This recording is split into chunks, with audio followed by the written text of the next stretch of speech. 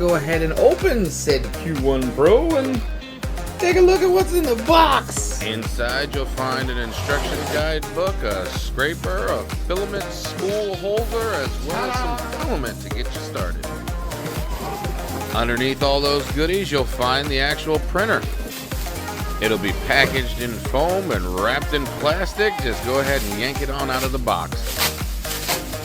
They definitely made sure they wrapped this printer up tight, so get yourself a razor blade or a pair of scissors and get to cutting. There's quite a bit of plastic to go through. As with most Qidi tech, the printer it will be equipped with a plastic lid rather than a glass top lid.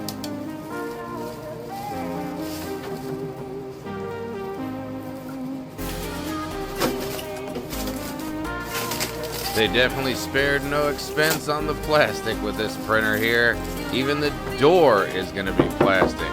No glass on this machine. So it's a little confusing with the build plate saying 250 by 250. The actual build size is a 245 by 245 by 240 tall.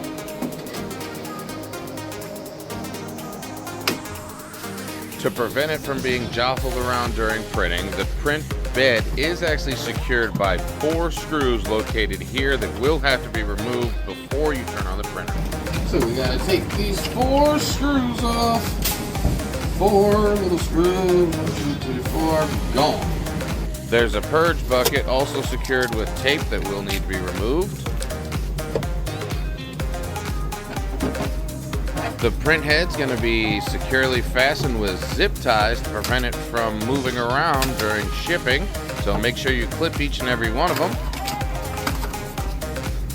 During installation, I noticed that the cable chain was a little loose and pretty free to pull in and out of its socket.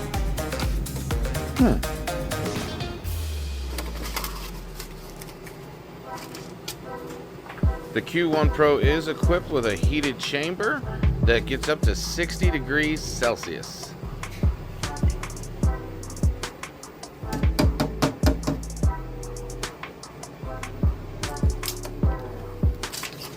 It comes equipped with a chamber camera. Lighting is not the greatest, so you're not going to get very good high quality images off of it.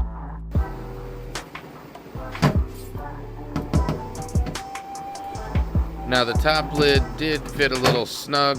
I'm assuming that's to hold in the heat, but you do have to press down the corners in order to get it to seat correctly. So let's talk about this back spool holder.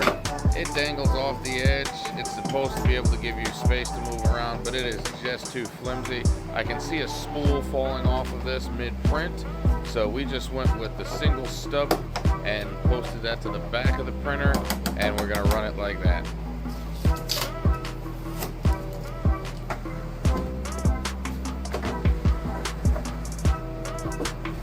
Go ahead and turn the printer around and turn it on. You'll note upon startup that it does have an internal LED light. Once the printer is booted up, it'll take you through the calibration process step by step.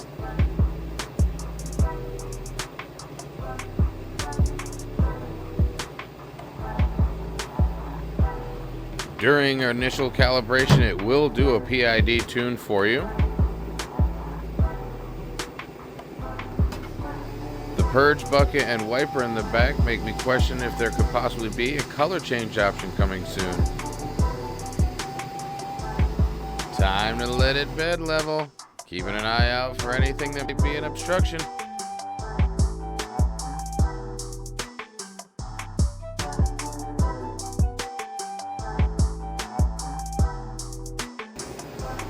Now we're gonna do an input shaper.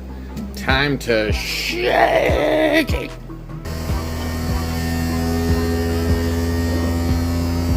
Input shaper.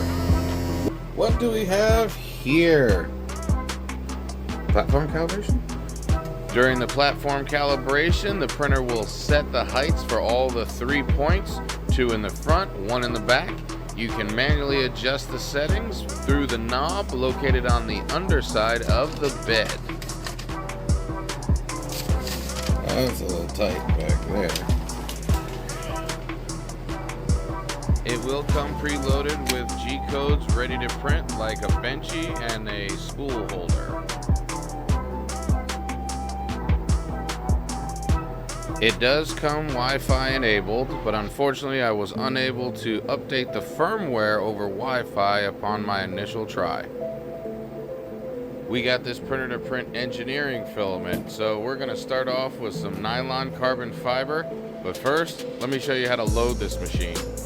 First, you will have to remove the PTFE tube from the print head, cut the filament that's already in the machine, heat up the nozzle, and allow the machine to manually feed the filament through. Now let's get back to that nylon carbon fiber.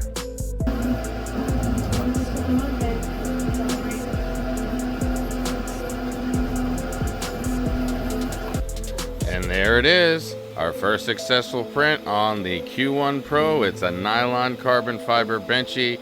Full disclosure, we did have to put some vision miner on this machine in order to get it to stick, but look at the print quality on this. Next, we tried the Torture Toaster by Clock Spring.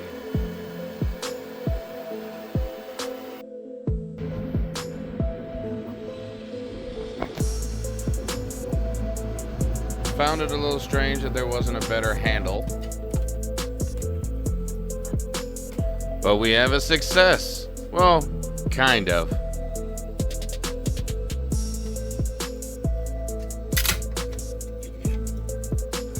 A lot of the joints needed some help to get moving.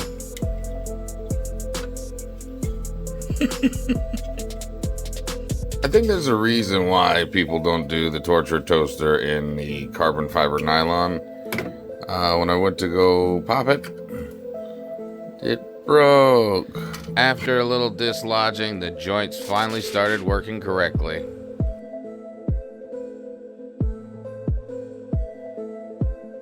All the joints, that is, except for the tolerances. Got a G-code error off of Orca Slicer. Hopefully this isn't a sign of things to come. I just went ahead and hit reprint. We got down to printing a polycarbonate benchy. Again, we've done no tuning to this printer whatsoever. We're just using the standard profiles that come with the printer.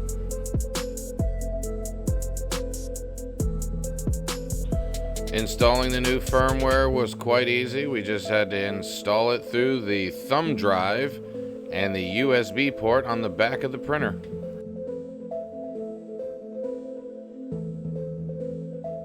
Total update time for the firmware was only about 6 minutes.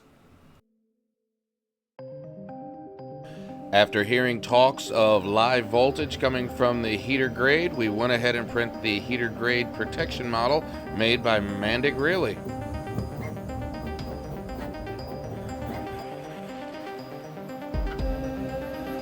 We later went on to replace this grade with a high temperature nylon carbon fiber. At this point, we started tuning in filaments.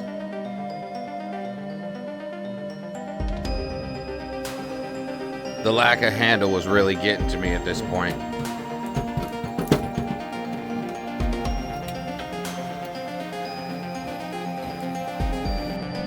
Flow rates were looking good, so we ran a vase mode print.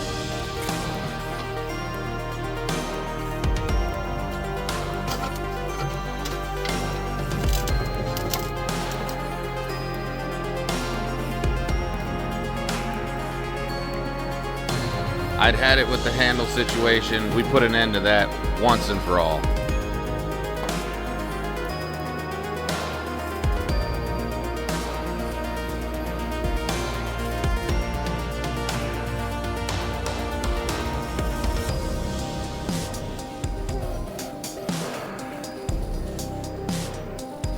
I was very impressed with the accuracy of it being able to replicate the G-code in the model.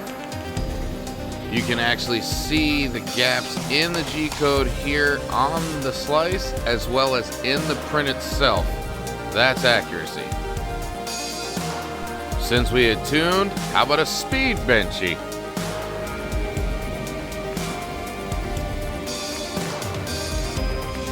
It was about 19 minutes. I hit the button too fast, but there it is. Oh, look at how spectacular that is. Maxed out on everything. Everything. So, I'm happy. This machine, I got a lot to tell you about this one. I got more coming. Sorry, I just had to show you this. Had to show you that. We needed a new fan shroud for the Diablo Ender 3 SE, and this ABS printed absolutely beautifully.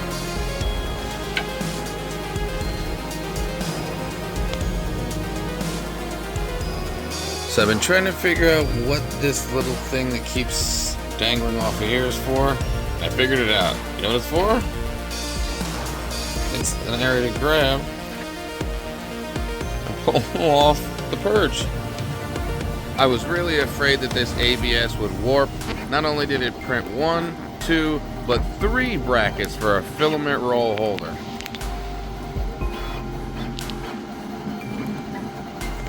We picked up this Mica 3D 12 rolls of ABS 500 grams for $48. I've been very impressed with the quality of this filament, and look at this piece here.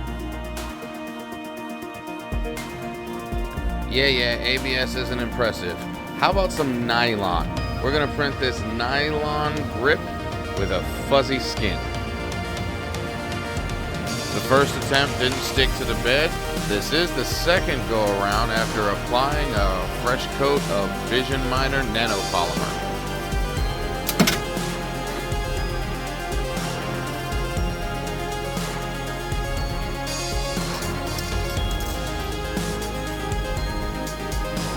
I've never tried a benchy in nylon. Now I can say I have. I see why people don't.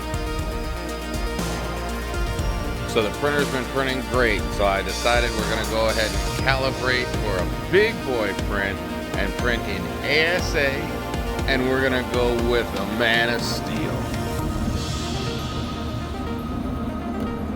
All the supports held, everything about this print came out perfectly on the first shot.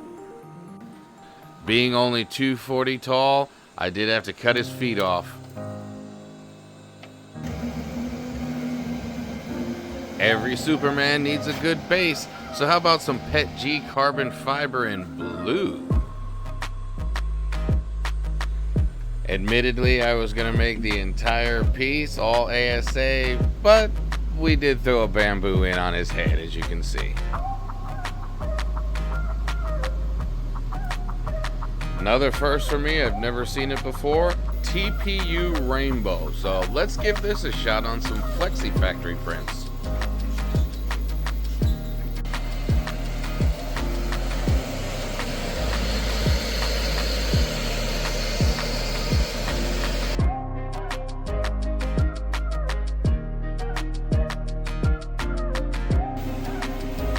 We went with the skeleton T-Rex head as well as the Stegosaurus, all in the TPU Rainbow.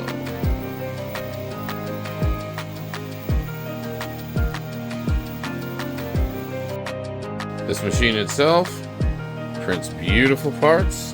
I have all different types of benchies here. I have this one in nylon, this one's in polycarbonate, this one's in ABS, this one's in PA6, this one's in PA12. We have just straight nylon. We did have a little bit of an issue with layer adhesion on the first one, so that one did fail. But we did get a good textured handle out of this nylon here for a grip. We did also get a nice TPU print out of it. So this printer prints great, really does print great. And this is my first Qidi tech, but they say the plastic's plasticky. It's very plasticky, but on the inside it does have the metal frame. Like everything on the interior here is metal, so it is got a sturdy interior frame. It's just covered in, I hate to say it, it does feel cheap plastic. It's not, you can kind of feel it, see? It's not not that solid of a plastic, but it keeps the heat in, and it does technically what it's supposed to do, so can't really be mad at it, other than it just, you know what I mean? That's all. I spoke way too soon. Immediately upon trying PLA for the first time in this machine, I got a failure, a print failure. That print failure then went up into the nozzle area, ripped off the front faceplate, ripped the silicone sock off, and damaged the PCB board on the back of the print head.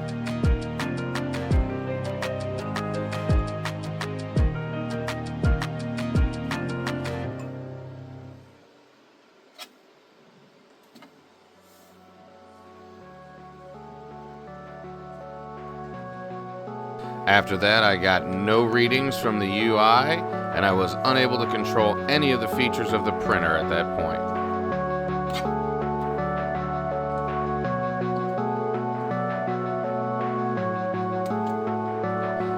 Clipper was also non-responsive to the printer.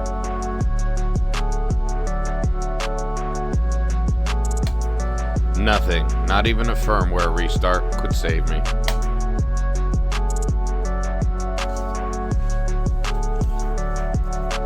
The printer was dead in the water, so here's some excerpts of what I sent to Qidi.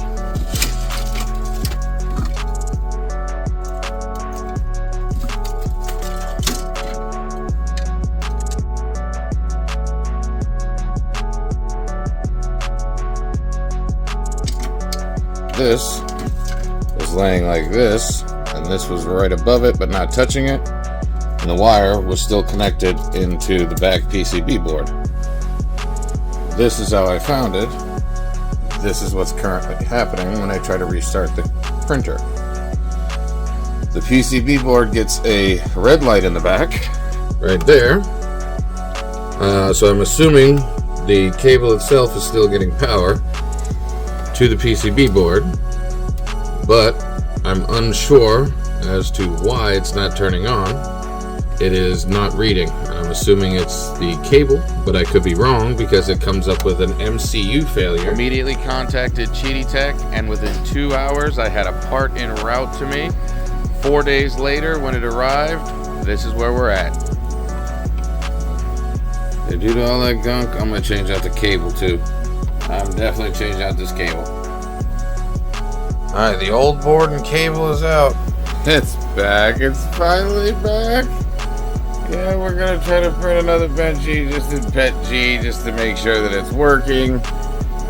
Alright, we'll see what's up with this Benchy in a few minutes. The Benchy came out great in PETG, so we went ahead with PLA. Yes, it finally finished a PLA print. 2 hours and 59 minutes. Oh, you can't. Oh, that's beautiful. Look at that. That's beautiful. I'm happy with that. And there's the part. Forgot to glue it together. It was printing great, so we're gonna do some ABS glass filled. I'll be honest with you, the Soraya Tech glass filled ABS is absolutely awesome, especially for the price. I think these wall hooks came out just fine.